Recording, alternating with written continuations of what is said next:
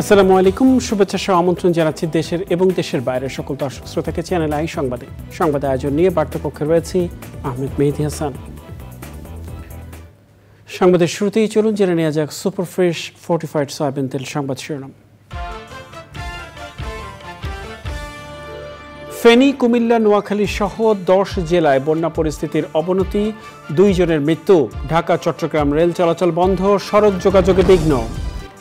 আগাম সতর্কতা ছাড়া বাঁধ খুলে দেওয়ায় ভারত অমানবিক আচরণ করেছে বললেন তথ্য উপদেষ্টা।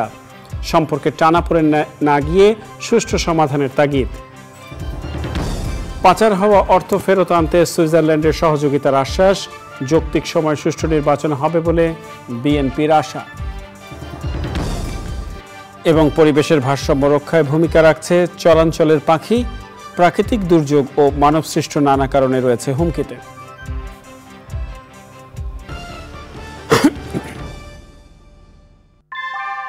আমরা তৈরি করি বিশ্বমানের জার্মান প্রযুক্তির ভূমিকম্প সহনশীল থার্মেক্স রড, যা আপনার স্থাপনাকে নিরাপদ রাখে প্রজন্ম থেকে প্রজন্ম। সালাম স্টিল, মোস্ট ডিউরেবল স্টিল। সংবাদ শিরোনামগুলো জানাচ্ছিলাম প্রিয় দর্শক। এখনকার সংবাদ আয়োজন একই সঙ্গে চ্যানেল আইয়ের ইউটিউব চ্যানেলে এবং চ্যানেল আইয়ের ওটিটি প্ল্যাটফর্ম আই স্ক্রিনে লাইভ স্ট্রিমিং হচ্ছে। যাওয়া যাক বিস্তারিত সংবাদে। কয়েকদিনের টানা ভারী বর্ষণ ও ভারত থেকে নেমে আসা পানিতে বিভিন্ন জেলা প্লাবিত হয়েছে। বন্যায় 2 জনের মৃত্যু হয়েছে। বন্যা পরিস্থিতির অবনতি হয়েছে ফেনী, নোয়াখালী, কুমিল্লা, মৌলভীবাজার, হবিগঞ্জ, ব্রাহ্মণবাড়িয়া, খাগড়াছড়ি ও রাঙামাটি জেলায়। পানিবন্দী লাখ লাখ মানুষ। কুমিল্লার 14 গ্রামে ঢাকা চট্টগ্রাম মহাসড়কে পানি ওঠায় যানবাহন চলাচলে বিঘ্ন ঘটছে। চট্টগ্রামের সাথে সারা দেশের ট্রেন চলাচলও বন্ধ হয়ে গেছে। জেলা প্রতিনিধিদের পাঠানো তথ্য ও ভিডিও চিত্রে সুদীপ্তা মাহমুদের রিপোর্ট। ত্রিপুরায় ডুম্বুর জলাধারে পানি বিপদসীমার কাছাকাছি চলে আসায় কর্তৃপক্ষ সেখানে বাঁধের স্লুইস গেট খুলে দিয়েছে। 31 বছর পর বাঁধ খুলে দেওয়ায় পানির ঢল বাংলাদেশে প্রবেশ করে বিস্তীর্ণ এলাকা প্লাবিত হয়েছে। বন্যায় ত্রিপুরায় 34,000-এরও বেশি মানুষ ত্রাণকেন্দ্রে আশ্রয় নিয়েছেন। ত্রিপুরার বাংলাদেশ ঘেঁষা খোয়াই জেলায় সর্বোচ্চ লাল সতর্কতা জারি করা হয়েছে। টানা বৃষ্টি ও উজানের ঢলে সীমান্তবর্তী নদীবেষ্টিত মৌলভীবাজার জেলার 5টি নদ নদীর পানি বিপদসীমার ওপর দিয়ে প্রবাহিত হচ্ছে। জেলার কমলগঞ্জ, কুলাউড়া ও বড়লেখা উপজেলায় 50টির বেশি গ্রাম প্লাবিত হয়েছে। ফেনীর পরশুরাম ও ফুলগাজী উপজেলার সাথে নতুন করে প্লাবিত হয়েছে ছাগলনাইয়া উপজেলা। বন্যা দুর্গত এলাকার গ্রামীণ সড়ক ও ফসলি মাঠ ডুবে গেছে। মুহুরী, কহুয়া ও সিলোনিয়া নদীর পানি বিপদসীমার অনেক ওপর দিয়ে প্রবাহিত হচ্ছে। নোয়াখালীতে বন্যা নিয়ন্ত্রণ বাঁধের ভাঙনের স্থান দিয়ে পানি প্রবেশ করে ডুবছে জনপদ। পানিবন্দী হয়ে রয়েছে প্রায় 20 লাখ মানুষ। বন্ধ ঘোষণা করা হয়েছে জেলার সব শিক্ষা প্রতিষ্ঠান। জেলার 9 উপজেলার মধ্যে মাইজদি, সেনবাগ, সোনাইমুড়ি, চাটখিল, বেগমগঞ্জ, কবিরহাট ও সুবর্ণচরের নতুন নতুন এলাকা প্লাবিত হয়েছে। বৃষ্টির পানিতে ডুবে গেছে আমন বীজতলা সবজির মাঠ। এখন বন্যাটাকে অনেক অসুবিধা, গাড়ি চালাতে পারে আর ওরা হানি বাড়ি ঘরে ডুবেছে, ঘরের ভিতরে পানি ঢুকে গেছে। কুমিল্লায় গোমতী নদীর পানি বিপদসীমার 70 সেন্টিমিটার ওপর দিয়ে প্রবাহিত হচ্ছে। চট্টগ্রাম মহানগর ফটিকছড়ি, মিরসরাই, হাটহাজারী ও সাতকানিয়ার নিম্নাঞ্চল প্লাবিত হয়েছে। ডুবে গেছে দোকানপাট ও ঘরবাড়ি। 24 ঘন্টার ব্যবধানে আবারও খাগড়াছড়িতে বন্যা দেখা দিয়েছে। পৌর এলাকা সহ জেলা সদরের বিস্তীর্ণ এলাকা প্লাবিত হয়েছে। পৌর বাস টার্মিনাল ডুবে গেছে।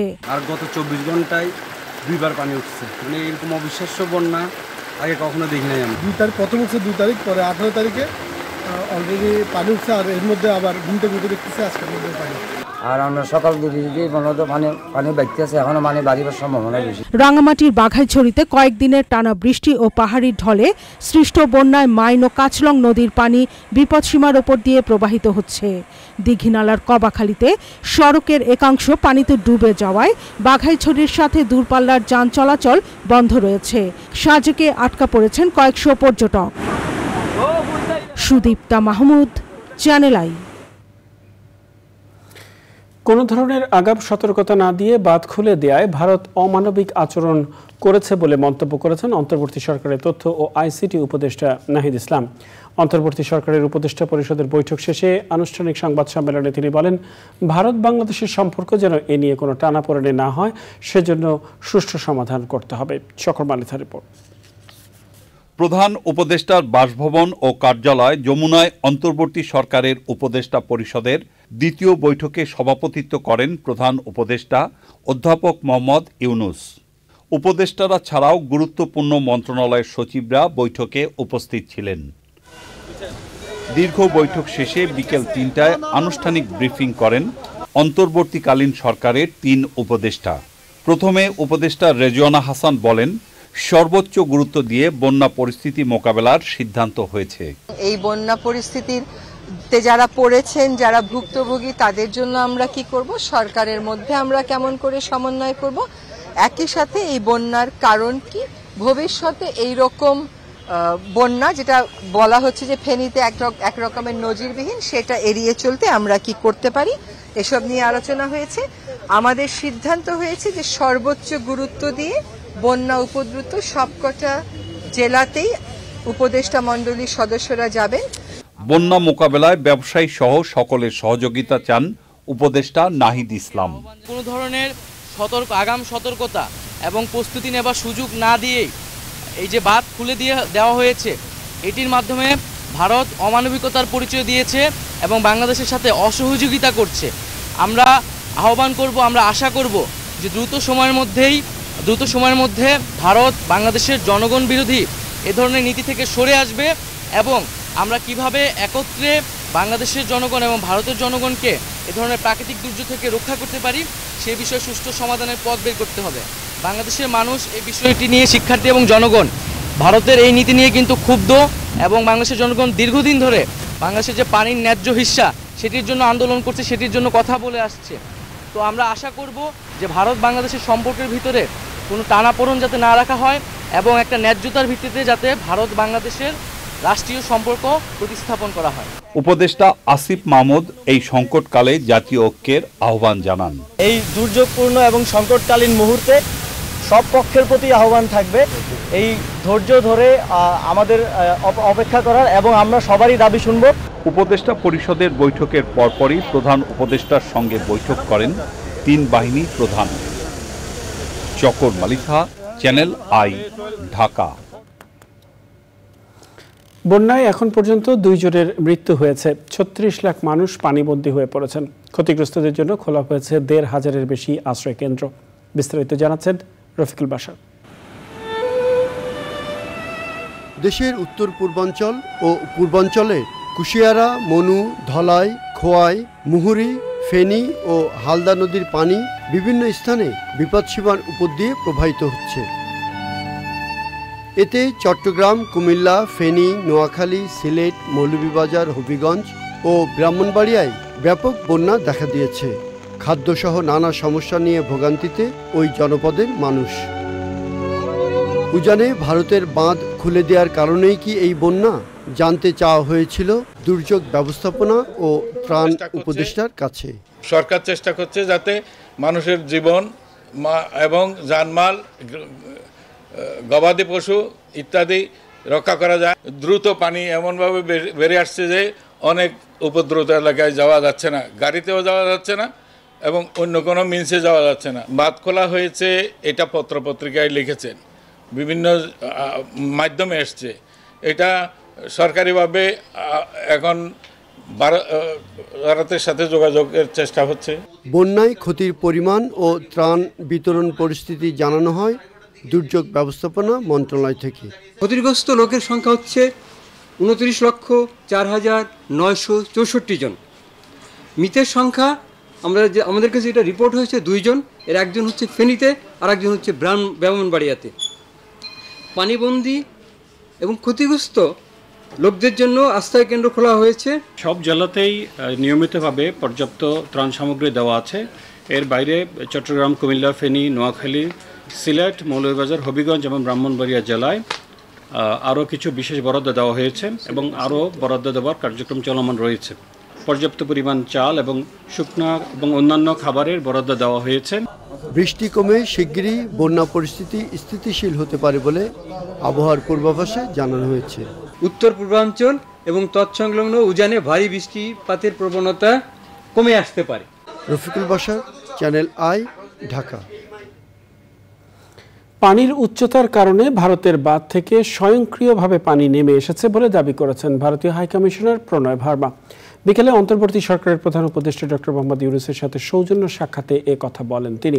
সাক্ষাতে পানি ভাগাভাগি, নদী ও বন্যা বিষয়ে দুই দেশের মধ্যে একটি উচ্চতর কমিটি করার ব্যাপারে ভারতীয় হাইকমিশনারকে বলেন অন্তর্বর্তী সরকারের প্রধান উপদেষ্টা ডক্টর মোহাম্মদ ইউনূস। সাদি মাহমুদের রিপোর্ট। বাংলাদেশে সৃষ্ট বন্যা নিয়ে ভারতের পররাষ্ট্র মন্ত্রণালয়ের বিবৃতিতে আগেই বলা হয়েছে, বাংলাদেশের পূর্ব সীমান্তবর্তী অঞ্চলে ভারত কোনো বাঁধের মুখ খুলে দেয়নি। অতিরিক্ত পানির চাপে সেটি স্বয়ংক্রিয়ভাবে খুলে গেছে বলে বিবৃতিতে উল্লেখ করা হয়েছে। অন্তর্বর্তী সরকারের প্রধান উপদেষ্টা ডক্টর মোহাম্মদ ইউনূসের সাথে সাক্ষাতে একই সুরে কথা বলেছেন ভারতীয় হাইকমিশনার প্রণয় ভার্মা। পরে বৈঠকের আদ্যোপান্ত তুলে ধরেন প্রধান উপদেষ্টার প্রেস সচিব। প্রণয় ভার্মা বলেছেন যে ওনারা বাংলাদেশের সাথে কাজ করতে চান, বাংলাদেশের শেয়ার্ড প্রসপ্যারিটি বাংলাদেশ এবং ইন্ডিয়ার মধ্যে ওইটার ব্যাপারে ওনারা এমফাসিস দিয়েছেন। ফ্লাড সিচুয়েশন উনি বলছেন যে ত্রিপুরা যেটা ফ্লাড হচ্ছে বা ওই রিজিয়নে এটা খুবই আনপ্রেসিডেন্টেড একটা ফ্লাড। ওইখানেও প্রায় 50,000 মতো লোক ডিসপ্লেস হয়েছে। বাঁধের কথা আসছে, এটা থেকে অটোমেটিক রিলিজটা হয়েছে। এত পানির উচ্চতা, এত পানি, তো ফলে এটার থেকে পানি অটোমেটিক রিলিজ হয়েছে। সাক্ষাতে অন্তর্বর্তী সরকারের সাথে কাজ করার আগ্রহ ব্যক্ত করেন ভারতীয় হাইকমিশনার।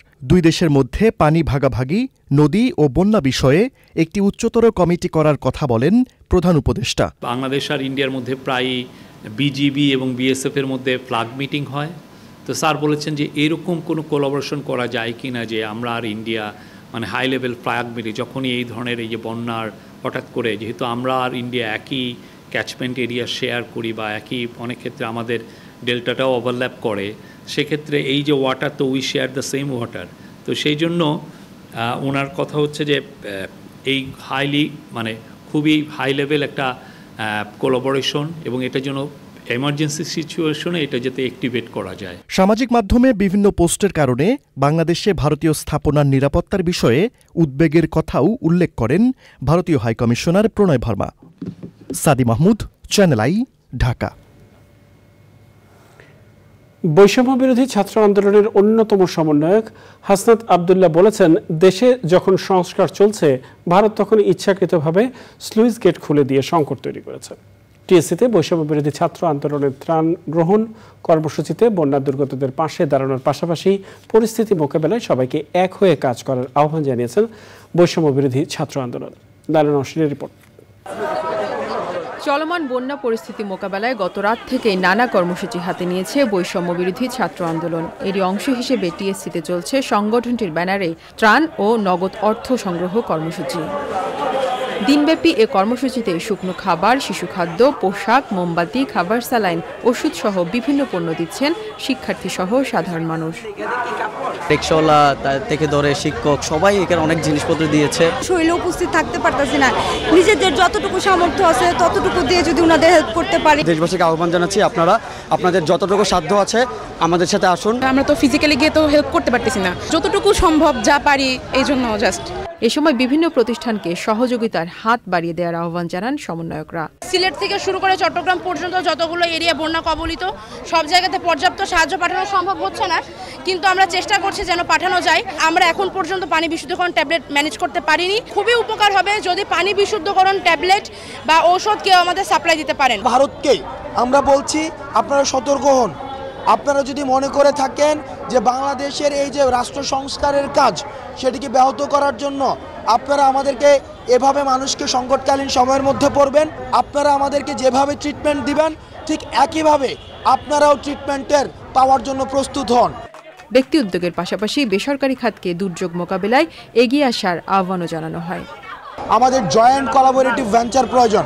যেসব প্রাইভেট প্রতিষ্ঠানগুলো রয়েছে বাংলাদেশে অনেক দিন ধরে তারা বিজনেস করছে, আমরা আপনাদের প্রতি আহ্বান জানাবো, আজকে আপনারা আমাদের এই সংকটকালীন সময়ে আমাদের পাশে দাঁড়ান, সরকারের পাশে দাঁড়ান। লাইলা নওশিন, চ্যানেল আই, ঢাকা। বন্যা দুর্গত এলাকায় ত্রাণ সামগ্রী পৌঁছাতে হেলিকপ্টারের মাধ্যমে ক্ষতিগ্রস্ত এলাকা পরিদর্শন করেছে বাংলাদেশ বিমান বাহিনী। বিমান বাহিনীর প্রধানের নির্দেশে পর্যবেক্ষণ দল ফেনীর পরশুরাম টেকনিক্যাল ফুলগাজী অঞ্চল পরিদর্শন করে।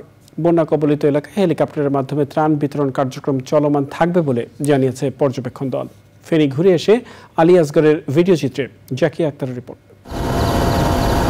ভারী বর্ষণ আর ভারত থেকে আসা পাহাড়ি ঢলে স্মরণকালের ভয়াবহ বন্যার কবলে ফেনী। জেলার বেশিরভাগ সড়ক পানিতে তলিয়ে গেছে। কিছু কিছু এলাকায় বানের পানি ঘরের ছাদ ও টিনের চাল ছুঁয়েছে। চরম ভোগান্তিতে এসব এলাকার বাসিন্দারা। বানভাসী মানুষের পাশে দাঁড়িয়েছে বাংলাদেশ বিমান বাহিনী।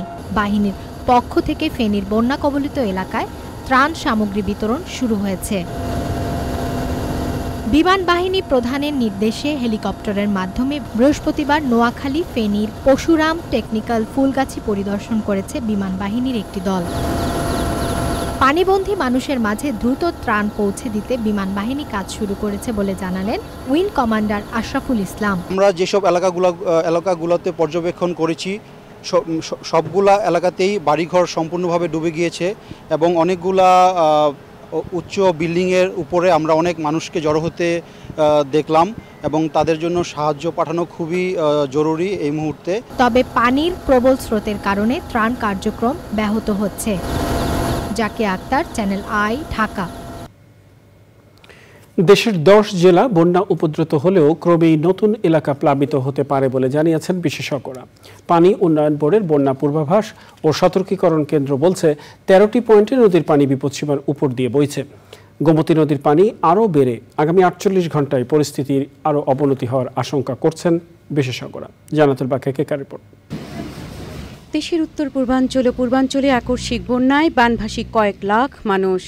পরিসংখ্যান বলছে মৌলভীবাজারের মনু, হবিগঞ্জের খোয়াই নদী 6 বছর পর এবং কুমিল্লার গোমতী নদীর পানি 17 বছর পর বিপদসীমা অতিক্রম করে রেকর্ড উচ্চতায় প্রবাহিত হচ্ছে। ফেনীতে মহুরী নদীর পানি পরশুরাম পয়েন্টে বিপদসীমার 70 সেন্টিমিটার ওপর দিয়ে প্রবাহিত হচ্ছে। ভারতের দক্ষিণ ত্রিপুরার বেলোনিয়া পয়েন্টে মহুরী নদীর পানি 60 বছরের রেকর্ড ভেঙেছে। বর্তমানে কুমিল্লা যে গোমতী নদী কুমিল্লা পয়েন্টে বিপদসীমা অতিক্রম করেছে, আমরা দেখেছি সর্বশেষ প্রাপ্ত তথ্য অনুযায়ী 2007 সালে কুমিল্লা পয়েন্টে পানি বিপদসীমা অতিক্রম করেছিল। তো ফেনী নদীর পরশুরাম ক্যাচমেন্টের কথা চিন্তা করি, তাহলে সেইখানে দেখা গেছে যে প্রায় 60-70% এলাকা পর্যন্ত প্লাবিত হওয়ার একটা সম্ভাবনা আছে বিভিন্ন উপজেলা ভিত্তিতে। একইভাবে হবিগঞ্জের খোয়াই নদীর পানি 279 সেন্টিমিটার ওপর দিয়ে প্রবাহিত হচ্ছে। এই সময়টাতে লঘুচাপের কারণে সাগরের স্বাভাবিক লেভেল একটু হাই ছিল। বন্যা পূর্বাভাস সতর্কীকরণ কেন্দ্র এবং National Oceanographic and Maritime Institute নোয়ামির একজন বিশেষজ্ঞ বলছেন, প্রতিবেশী দেশের ডম্বুর বাঁধ ছেড়ে দেয়ায় বন্যা পরিস্থিতি অবনতি হয়েছে কিনা তা পর্যালোচনা করা প্রয়োজন। ডুম্বুর বাঁধটা বাংলাদেশ থেকে 120 কিলোমিটার দূরে অবস্থিত। ডুম্বুর বাঁধ এবং আমাদের যে সীমানা তার মধ্যবর্তী হচ্ছে একটা হাইড্রো ইলেকট্রিক পাওয়ার, যেটাকে মহারানী হাইড্রো ইলেকট্রিক পাওয়ার বা এই ধরনের নাম আছে। তাহলে খেয়াল করেন, ওরা যদি ডুম্বুর বাঁধ ছেড়ে দেয় তাহলে প্রথম ক্ষতিগ্রস্ত হবে তাদের হাইড্রো ইলেকট্রিক পাওয়ার। তাহলে নিশ্চয়ই একটা দেশ এমন কোনো ঘটনা করবে না যার কারণে তার অনেকগুলো ইনস্টিটিউশনাল ক্ষতি হয়ে যাবে। এটা কিন্তু এক জায়গায় না, আমাদের সীমানার চারিদিকে এরকম মনে করেন যে অনেক অনেক বাঁধ, ড্যাম, ব্যারেজের বিষয় আছে। এগুলোর যাতে আমাদের অধিকারের যে বিষয়টা যেন পরিপূর্ণভাবে হয়, সেই বিষয়ে যেন আমাদের দক্ষতা তৈরি হয়, আমাদের ইনস্টিটিউটগুলো যেন সক্ষম হয়। আর আমি বারবার যেটা বলছি, এগুলোর কোনো গবেষণার বিকল্প নাই। আপনি মানুষকে সক্ষম না করলে, স্পেশালিস্ট তৈরি না করে এই ধরনের বার্গেনিং করা সম্ভব নয়। বিশেষজ্ঞরা বলছেন, বঙ্গোপসাগরে লঘুচাপ, ত্রিপুরা ও দেশের অভ্যন্তরে ভারী বর্ষণ এই আকস্মিক বন্যার কারণ। জানাতুল বাকিয়া কেকা, চ্যানেল আই, ঢাকা। বাংলাদেশ জাতীয়তাবাদী দল বিএনপির সব স্তরের নেতাকর্মীদের বন্যা দুর্গত এলাকার মানুষের পাশে থাকার আহ্বান জানিয়েছেন দলটির ভারপ্রাপ্ত চেয়ারম্যান তারেক রহমান। নিজের ভেরিফাইড ফেসবুক পেজে দেয়া এক পোস্টে তারেক রহমান বলেন, বাংলাদেশের পূর্ব ও দক্ষিণ পূর্বের 4টি জেলা আকস্মিক বন্যায় আক্রান্ত হয়েছে। এতে আটকা পড়েছে লাখো মানুষ। ক্ষতিগ্রস্ত মানুষের জন্য আশ্রয়, খাদ্য, রসদসহ মানবিক ত্রাণ সামগ্রিক সহায়তার জন্য নেতাকর্মীদের আহ্বান জানান তিনি। বন্যার্তদের জীবিকা ও সম্পত্তি রক্ষায় প্রয়োজনীয় পদক্ষেপ নিতে সরকারকে অনুরোধ জানান তারেক রহমান।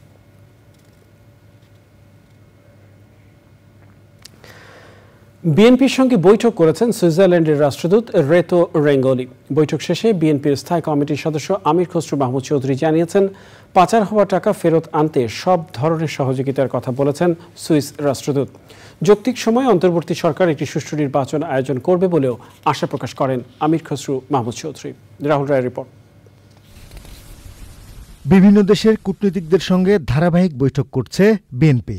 ইউরোপীয় ইউনিয়ন এবং চীনা রাষ্ট্রদূতের পর এবার বিএনপির সঙ্গে বৈঠক করেছেন সুইজারল্যান্ডের রাষ্ট্রদূত রেতো রেঙ্গলি। বিএনপি চেয়ারপারসনের গুলশান কার্যালয়ে এই বৈঠকে বিএনপি মহাসচিব মির্জা ফখরুল ইসলাম আলমগীরের সঙ্গে ছিলেন দলের স্থায়ী কমিটির সদস্য আমির খসরু মাহমুদ চৌধুরীও।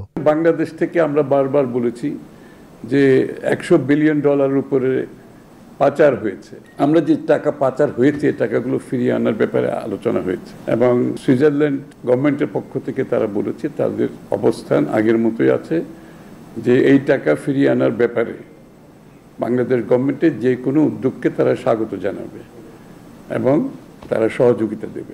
গণতন্ত্র রক্ষা করতে প্রতিষ্ঠানগুলোর পুনর্গঠনের পাশাপাশি অন্যান্য ইস্যু নিয়েও কথা হয়েছে বলে জানিয়েছেন আমির খসরু মাহমুদ চৌধুরী। তো জনগণের মালিকানা ফিরিয়ে দিতে হলে যত তাড়াতাড়ি সম্ভব একটা যৌক্তিক সময়ের মধ্যে একটি নিরপেক্ষ গ্রহণযোগ্য নির্বাচনের মাধ্যমে সেটা করা সম্ভব। তো সেটা সকলে প্রত্যাশা করে। আমি নিশ্চিত যারা আজকে অন্তর্বর্তীকালীন সরকার আছে তারাও কিন্তু সেই কথা বিশ্বাস করে। এখানে আমাদের সাথে তাদের কোনো দ্বিমত নাই এবং আমরা এই অন্তর্বর্তীকালীন সরকারকে সার্বিক সহযোগিতা দিয়ে যাচ্ছে এবং দিয়ে যাব। জাতীয় প্রেস ক্লাবে এক আলোচনায় বিএনপি চেয়ারপারসনের উপদেষ্টা মোয়াজ্জেম হোসেন আলাল বলেছেন, যৌক্তিক সময়ে নির্বাচন অনুষ্ঠিত হবে। বিএনপি নেতাকর্মীদের এজন্য ধৈর্য ধারণ করতে আহ্বান জানান তিনি। কোন রকমের সংঘর্ষ, কোন রকমের অনৈতিক কর্মকাণ্ড, কোন রকমের দলের নাম ভাঙিয়ে কোনো কুকীর্তি করা, এগুলোর মধ্যে যেন আমরা কেউ না যাই। তারপরেও বলেছেন বঙ্গবন্ধু। রাহুল রায়, চ্যানেল আই, ঢাকা। বাংলাদেশে মানবাধিকার রক্ষা ও গণতন্ত্র পুনঃপ্রতিষ্ঠায় সহায়তা করবে জাতিসংঘ। জাতিসংঘ মানবাধিকার বিষয়ক হাই কমিশনের এশিয়া প্রশান্ত মহাসাগরীয় অঞ্চলের প্রধান রোরি মুঙ্গোভেনের নেতৃত্বে 3 সদস্যের প্রতিনিধি দল পররাষ্ট্র সচিবের সঙ্গে সাক্ষাৎ শেষে কথা বলেন। বোরি মুঙ্গোভেন জানান, তদন্তের ধরন কেমন হবে সে বিষয়ে প্রাথমিক আলোচনা করতে এসেছেন তারা। এটি একটি অনুসন্ধানী সফর। কিভাবে অন্তর্বর্তী সরকারকে সহায়তা করা যায় সে বিষয়ে তারা আলোচনা করবেন। 1 সপ্তাহ বাংলাদেশে অবস্থানকালে সরকার, সুশীল সমাজ, মানবাধিকার সংগঠন সহ বিভিন্ন পক্ষের সঙ্গে কথা বলবেন জাতিসংঘের প্রতিনিধি দলের সদস্যরা। বাংলাদেশে গণতন্ত্র, মানবাধিকার প্রতিষ্ঠা এবং রাষ্ট্রীয় প্রতিষ্ঠানগুলো সংস্কারের একটি সুযোগের জন্য তৈরি হয়েছে বলে মনে করে জাতিসংঘ মানবাধিকার commission. Renewing institutions and advancing human rights, and he wants the office to support the interim government, civil society, people of Bangladesh in any way that we can. Our visit this week is not an investigation. It's not an investigation. It's really an exploratory visit to discuss with the interim government, with the advisors, with some of the ministries, with the civil society, with a broad section of Bangladesh society. নগদের digital banking কার্যক্রম আপাতত স্থগিত থাকবে বলেছেন Bangladesh Bank governor doctor Ahsan H Mansur. তিনি বলেন, গ্রাহককে সুরক্ষা দিতেই বাংলাদেশ ব্যাংক প্রশাসক বসিয়েছে। নানা দাবি দাওয়া নিয়ে ব্যাংকিং খাতে আন্দোলনকারীদের যৌক্তিক হওয়ার পরামর্শ দিয়েছেন গভর্নর। তার মতে, অন্তর্বর্তী সরকারকে ব্ল্যাকমেইল করে কিছু আদায় করার চেষ্টা থেকে বিরত থাকা নাগরিকদের উচিত। রিজভি নওয়াজের রিপোর্ট। 5ই আগস্ট সাবেক প্রধানমন্ত্রী শেখ হাসিনার দেশ ছাড়ার পর থেকে অন্তর্বর্তী সরকারের কাছে প্রতিদিনই কোনো না কোনো দাবি দেওয়া পেশ করছেন বঞ্চিত থাকা কর্মজীবীরা। আর্থিক খাতও এর বাইরে নয়। বাংলাদেশ ব্যাংকে জোর করে গভর্নরের উপদেষ্টা BFIU এর প্রধানসহ 2 ডেপুটি গভর্নরকে চাপের মুখে পদত্যাগ করানোর ঘটনা ঘটেছে। বৃহস্পতিবার অগ্রণী ব্যাংকের সিইওকে অবরুদ্ধ করে রাখেন কর্মীরা। আমরা 750 মাঠ সহকারী সহ প্রায় 900 কর্মচারী নো ওয়ার্ক নো পে ভিত্তিতে 14 বছর ধরে কাজ করতেছি। নো ওয়ার্ক নো পে একটি আধুনিক দাসত্ব। দীর্ঘদিন ম্যানেজমেন্টের কাছে চাওয়ার পরেও তারা আমাদের এই চাকরি স্থায়ী করে না, বারবার বিভিন্ন টালবাহানা করে করে এই অর্গানোগ্রামের অজুহাত দেখিয়ে আমাদের চাকরি থেকে বঞ্চিত করে। তো তাদেরকে আমি বলেছি সকালবেলা যে আপনারা একটু ধৈর্য ধরেন, কাজে ফিরে যান। আপনাদের প্রতি আমাদের সহানুভূতিশীল। আমি আমার সিনিয়র ম্যানেজমেন্টের যারা ছিল তাদেরকে নিয়েও কথা বলেছি। আমরা তাদের কষ্ট ফিল করছি, কিন্তু একটু সময় তো লাগবে, এই সময়টুকু তো আমাদেরকে দিতে হবে। বিকেলে বাংলাদেশ ব্যাংকে ব্রিফিংয়ে আর্থিক খাতের বিশৃঙ্খলার বিষয়টি নিয়ে প্রশ্ন করা হয় গভর্নরকে। সরকার এবং নাগরিক সমাজ সবাইকে একটু রব তুলতে হবে, এটা ঠিক না, this is not right. Case by case এটাকে রিভিউ করা যেতে পারে, অবশ্যই দেখতে হবে। আমরাও দেখছি, এই যে যেমন বিভিন্ন ব্যাংক কর্তৃপক্ষ আসছেন, তাদের তো এটা তো তাদের গ্রিভেন্স একটা, তাই না, যে আমাদেরকে ডিজিএফআই দিয়ে গান পয়েন্টে আমাকে বোর্ড থেকে সরিয়ে দেওয়া হয়েছে, তো এটা একটা জেনুইন গ্রিভেন্স। নগদে প্রশাসক কেন, তাও ব্যাখ্যা করেন আহসান এস মনসুর। যে আমরা একটা অডিট করে আমরা বুঝতে হবে যে আসলে চিত্রটা কি। অ্যাজ অফ নাও আমাদের net position is a small positive, but that's cash flow, that's not asset, that's the cash flow position. That's the good news, that we don't have to deal with immediately একটা বড় deficit financing করার কোনো দরকার। ইসলামী ব্যাংকের মতো S Alam গ্রুপের মালিকানায় থাকা সবগুলো ব্যাংক পর্যায়ক্রমে পুনর্গঠন করা হবে বলে জানান governor. Rizvina Waz, Channel I, Dhaka. নদীমাতৃক বাংলাদেশের মোট ভূমির প্রায় 10% চরাঞ্চল। এসব চরাঞ্চলে প্রাকৃতিকভাবে গড়ে ওঠা ঘাসবন ও নলবনে বসতি গড়ে বিভিন্ন প্রজাতির পাখি। এই পাখিরা একদিনে যেমন ক্ষতিকর পোকামাকড় এবং অসুস্থ মাছ খেয়ে পরিবেশের ভারসাম্য রক্ষা করে, অন্যদিকে এদের বিষ্ঠা চরের মাটির উর্বরতা বৃদ্ধি করে। তবে জলবায়ু পরিবর্তনের বিরূপ প্রভাবে বেড়ে যাওয়া প্রাকৃতিক দুর্যোগ ও মানবসৃষ্ট নানা কারণে হুমকিতে চরাঞ্চলের এসব পাখি। চরাঞ্চলের পাখি নিয়ে আফরোজা হাসির ডেস্ক রিপোর্ট। নদীর গতিপ্রবাহ বাধাপ্রাপ্ত হওয়ার ফলে পলি জমে গড়ে ওঠে এক একটি চর বা দ্বীপ। এদেশে বয়ে চলা শত শত নদ নদীর গতিশীলতা আর ভাঙা গড়ার মধ্য দিয়ে পূর্ণতা লাভ করে এই বালুচরগুলো। বিস্তীর্ণ বালুময় প্রান্তর দেখে মনে হয় যেন প্রাণশূন্য মরুভূমি। তবে কালের পরিক্রমায় প্রাকৃতিকভাবে গড়ে ওঠা ঘাসবন ও নলবনে বসতি গড়ে বিভিন্ন প্রজাতির পাখি। জেগে ওঠা চরাঞ্চলের ঘাসবনে দেখা মেলে লাজুক পাখি মেটে তিতিরের। এছাড়া ছোটন, মুনিয়া, ফুটকি, তুলিকা, ভরত, ঘাস পাখিও দেখা যায় এসব চরাঞ্চলে। ছোট ছোট দলে বিচরণ করা এসব পাখির বৈচিত্র্যময় খাদ্য তালিকায় রয়েছে ঘাসের কচিকাণ্ড, বীজ, শস্যদানা ও বিভিন্ন ধরনের কীটপতঙ্গ। বাটান, খঞ্জন, জিরিয়া, জৌরালি, হট্টিটি, তুলিকা, গাংচিল, পানচিল, বক ও পানকৌড়ি সহ অসংখ্য জলচর পাখিও খাবারের খোঁজে আসে চরাঞ্চলে। শীতে চর ও চর সংলগ্ন নদীতে ভিড় জমায় পরিযায়ী হাঁসের দল। এদের মধ্যে বেশি দেখা যায় খয়রা চকাচকি। এ সময় উপকূলীয় দ্বীপচরগুলোতেও দল বেঁধে বিচরণ করে সরালি, খুন্তে, গিরিয়া, বিভিন্ন প্রজাতির চকাচকি ও ভূতিহাঁস এবং ইউরোশীয় ও শ্বেতিহাঁস। এই দ্বীপচরগুলো যেন পাখিদের জন্য এক অভয়ারণ্য। ক্ষতিকর পোকামাকড় ও অসুস্থ মাছ খাওয়ার পাশাপাশি চরাঞ্চলের মাটির উর্বরতা বাড়াতে ভূমিকা রাখে এসব পাখি। তবে অসচেতনতা ও বিরূপ কর্মকাণ্ডে হারিয়ে যাচ্ছে চরাঞ্চলের পাখি। এতে ক্ষতিগ্রস্ত হচ্ছে চরাঞ্চলের জীববৈচিত্র্য ও প্রতিবেশ ব্যবস্থা। পরিকল্পিত ব্যবস্থাপনা ও সচেতনতার মাধ্যমেই এসব উপকারী পাখি সংরক্ষণ সম্ভব। আর এতেই বৈচিত্র্যময় জীববৈচিত্র্যে প্রাণচঞ্চল থাকবে দেশের বিস্তীর্ণ চরাঞ্চল। আফরোজা হাসি, প্রকৃতি ও জীবন ডেস্ক, চ্যানেল আই। আবারও বন্যা পরিস্থিতির খবর। ফেনীর বন্যা পরিস্থিতির খবর জানাতে সেখানে রয়েছেন সহকর্মী সামির হোসেন। সরাসরি যাচ্ছি তার কাছে। সামির, আপনি রয়েছেন ফেনীতে। ফেনীর বন্যা পরিস্থিতির সর্বশেষ কি খবর রয়েছে আপনার কাছে? ফেনীর মহিপাল অংশে সামনে রয়েছে।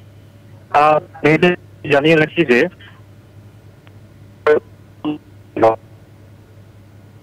অর্থাৎ শহীদুল্লাহ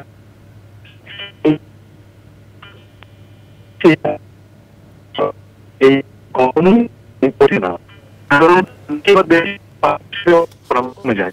এখন আমি যারা কাজ করতে কথা বলে তারা আমাকে যেটি জানিয়েছে যে ফুলগাজী, পটুরা এবং ছাগলনাইয়া যে 3টি উপজেলা রয়েছে, এই উপজেলাগুলোতে সারাদিন এবং এখানে কোনোভাবে পর্যাপ্ত না। এখানে শত শত বোট প্রয়োজন। এখানে মানুষের বসবাস, যেটা বাংলাদেশ, ভারত, ত্রিপুরার যে বর্ডারটা, তাতে এখন সংখ্যার বিষয় হচ্ছে আসলে কি হচ্ছে সেই বিষয়টি না। সাবির, আপনাকে ধন্যবাদ। প্রিয় দর্শক, এ পর্যায়ে আই স্পোর্টস।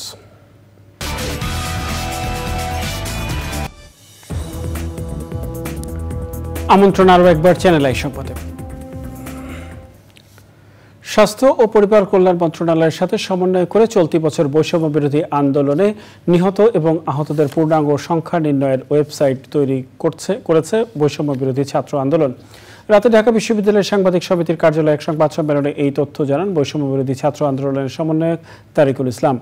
এ সময় তিনি বলেন, এই ওয়েবসাইটে হাসপাতাল কর্তৃপক্ষ ছাড়াও উপজেলা স্বাস্থ্য কর্মকর্তারা তথ্য আপলোড করতে পারবেন। 16 জুলাই থেকে 5 আগস্ট পর্যন্ত 10,979টি কেস সরকারি ডেটাবেজে রেজিস্টার হয়েছে বলে জানান তিনি। এই সময় বৈষম্য বিরোধী ছাত্র আন্দোলনের সহ সমন্বয়করা উপস্থিত ছিলেন।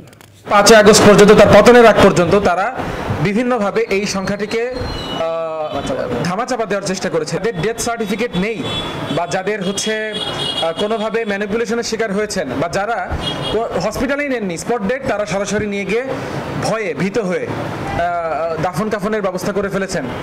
তাদেরকে আমাদের সাথে যোগাযোগ করার জন্য জানানো হচ্ছে।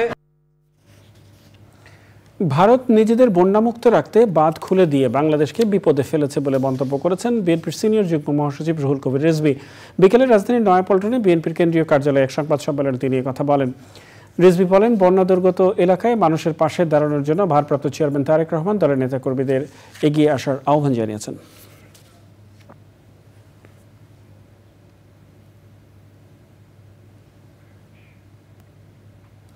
কৃষক সংবাদ। 21 পুরস্কারপ্রাপ্ত লেখক ও গবেষক অধ্যাপক গোলাম মুর্শিদ মারা গেছেন। ইন্না লিল্লাহি ওয়া ইন্না ইলাইহি রাজিউন। বৃহস্পতিবার বাংলাদেশ সময় বিকেল 4টায় লন্ডনের কুইন্স হাসপাতালে মারা যান তিনি। তার বয়স হয়েছিল 84 বছর। গোলাম মুর্শিদ কয়েক মাস হাসপাতালে চিকিৎসাধীন ছিলেন। বৃহস্পতিবার লন্ডন সময় বেলা 11টায় তিনি মারা যান বলে জানিয়েছেন তার স্ত্রী এলিজা মুর্শিদ। হাজার বছরের বাঙালি সংস্কৃতি মাইকেল মধুসূদন দত্তের জীবনে নিয়ে আশার ছলনে ভুলি, কবি নজরুলের জীবনভিত্তিক বিদ্রোহী ক্লান্ত সহ বেশ কিছু পাঠকপ্রিয় গ্রন্থের রচয়িতা তিনি। 2 দশকে রাজশাহী বিশ্ববিদ্যালয়ের অধ্যাপনার পর লন্ডনে দীর্ঘদিন বিবিসির বাংলায় কাজ করেছেন। লন্ডনে অবসর জীবনে তিনি লেখালেখি এবং গবেষণায় নিজেকে নিয়োজিত রেখেছিলেন। এ পর্যায়ে নিটল টাটা আন্তর্জাতিক সংবাদ।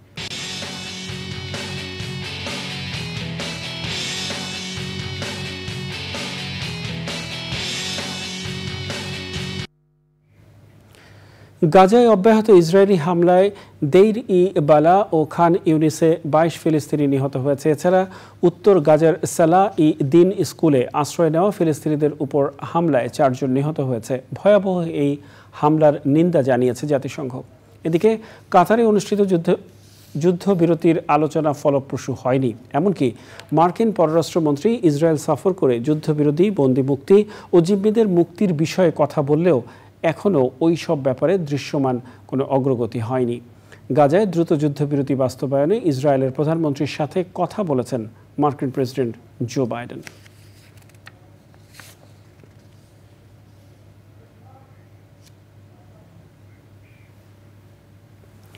আইস্ক্রিন সাংস্কৃতিক সংবাদ।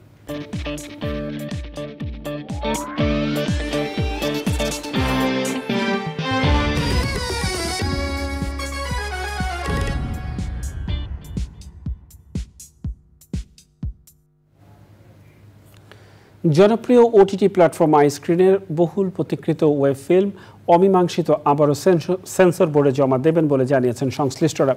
তথ্য ও সম্প্রচার উপদেষ্টা মোহাম্মদ নাহিদ ইসলাম চলচ্চিত্র সেন্সর বোর্ড পুনর্গঠনের সিদ্ধান্ত জানানোর পর ওয়েব ফিল্মটির নির্মাতা রায়হান রাফি আশা করছেন আওয়ামী লীগ সরকারের সময় সেন্সর বোর্ডে আটকে দেওয়া ওয়েব ফিল্ম অমীমাংসিত এবার দ্রুত আইস্ক্রিনে মুক্তি দেওয়া সম্ভব হবে।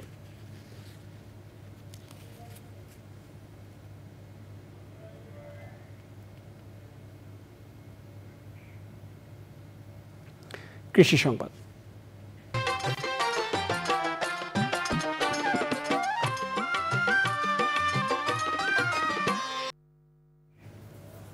রোহিঙ্গা অনুপ্রবেশ, মাদক চোরাচালান ও জেলেদের নিরাপত্তার কথা ভেবে টেকনাফের নাফ নদীতে গত 7 বছর ধরে মাছ আহরণ বন্ধ রয়েছে। এতে বেকার হয়ে পড়েছে অনেক জেলে। শীঘ্রই নাফ নদী খুলে দেওয়ার দাবিতে মানববন্ধন করেছে জেলেরা।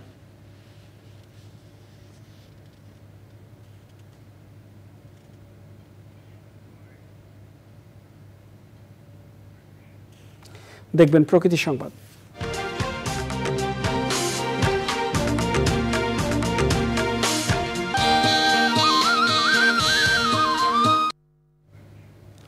বৈষম্য বিরোধী ছাত্র আন্দোলনে শহীদ স্কাউট মুগ্ধর স্মরণে প্রকল্প মুগ্ধ নামে বৃক্ষরোপণ কর্মসূচি শুরু করেছে শরীয়তপুর মুক্ত রোভার স্কাউট গ্রুপ।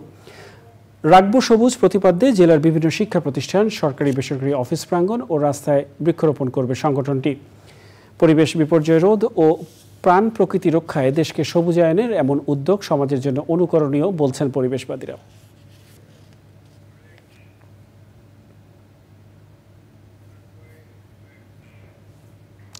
দর্শক, সময় হলো আবারও কিছুক্ষণের বিরতি নেবার, আর বিরতির পরে আরো জানিয়ে ফিরছি। নরসিংদীর রায়পুরা উপজেলার শ্রীনগরে সায়েদাবাদে আধিপত্য বিস্তারকে কেন্দ্র করে 2 গ্রুপের সংঘর্ষে নারী ও কিশোর সহ মোট 4 জন নিহত হয়েছেন। সে সময় গুলি ও টেটার আঘাতে আহত হন অন্তত 30 জন। সংঘর্ষে নিহতরা হলেন শ্রীনগর বাঘাইকান্দি গ্রামের শাহাবুদ্দিনের স্ত্রী ফিরোজা বেগম, একই এলাকার জুনায়েদ মিয়া এবং সায়েদাবাদ বালুচর এলাকার আনিসুর রহমান ও সায়েদাবাদ গ্রামের আমির হোসেন। আহত ও স্থানীয়রা জানায়, শ্রীনগরের সায়েদাবাদ বাজার দখল ও আধিপত্য বিস্তারকে কেন্দ্র করে হানিফ মাস্টার গ্রুপ এবং সাহেব মিয়া গ্রুপের দীর্ঘদিনের দ্বন্দ্বের জেরে বুধবার সকাল থেকে 2 গ্রুপের মধ্যে ধাওয়া পাল্টা ধাওয়া চলতে থাকে। রাতে তার সংঘর্ষের রূপ নেয়। বৃহস্পতিবার সকালে আবারও 2 গ্রুপের মধ্যে সংঘর্ষ বাধলে হতাহতের ঘটনা ঘটে। আহতরা রায়পুরা উপজেলা স্বাস্থ্য কমপ্লেক্সে, নরসিংদী সদর হাসপাতাল এবং ব্রাহ্মণবাড়িয়ার নবীনগর সহ বিভিন্ন হাসপাতালে চিকিৎসাধীন। কক্সবাজারের সমুদ্র সৈকতে পরিচ্ছন্নতা কর্মসূচি করেছে musical artist association of Cox's Bazar Mac. Tourist পুলিশের সহযোগিতায় ডিভাইন বিচ পয়েন্টে এই কর্মসূচি পালন করা হয়। সংগঠনের সভাপতি উত্তম পালের সভাপতিত্বে এ সময় প্রধান অতিথি ছিলেন জেলা প্রশাসনের সহকারী কমিশনার মোহাম্মদ তানভীর হোসেন। এ সময় সংগঠনের সাধারণ সম্পাদক রাকিবুল হাসান, সাংগঠনিক সম্পাদক মিজানুল হক এবং রিয়া বড়ুয়া সহ সংশ্লিষ্টরা উপস্থিত ছিলেন। পর্যটকদের ভ্রমণে উৎসাহিত করতে সঙ্গীতানুষ্ঠানের আয়োজন করেন সংগঠনের শিল্পীরা। চট্টগ্রামের উপকূলীয় বন বিভাগ এবং চট্টগ্রাম মৎস্য বন্দর কর্মকর্তাদের প্রতারণা ও হয়রানির প্রতিবাদে সংবাদ সম্মেলন করেছেন ভুক্তভোগী ব্যবসায়ীরা। তারা বলেন, চট্টগ্রাম উপকূলীয় বন বিভাগ একটি অকেজো ঘোষিত জাহাজ বিক্রয়ের উদ্দেশ্যে পত্রিকায় বিজ্ঞাপনের মাধ্যমে দরপত্র আহ্বান করলে ভুক্তভোগীরা সর্বোচ্চ দরদাতা হিসেবে জাহাজটি কিনে নেন। পরে কাজ করতে গেলে এতে বিভিন্ন অজুহাত দেখিয়ে বাধা দেন মৎস্য বন্দরের কর্মকর্তারা। এ বিষয়ে মন্ত্রণালয়ের হস্তক্ষেপ কামনা করেছেন ভুক্তভোগীরা।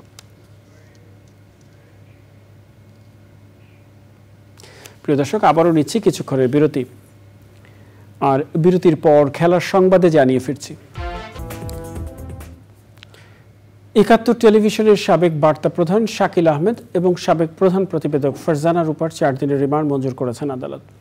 রাজধানীর উত্তরা এলাকায় ফজলুল করিম নামে এক শ্রমিক হত্যা মামলায় গ্রেফতার সাংবাদিক দম্পতিকে আদালতে হাজির করে 10 দিনের রিমান্ড আবেদন করে পুলিশ। উভয় পক্ষের শুনানি শেষে আদালত এই সাংবাদিক দম্পতির 4 দিনের রিমান্ড মঞ্জুর করে।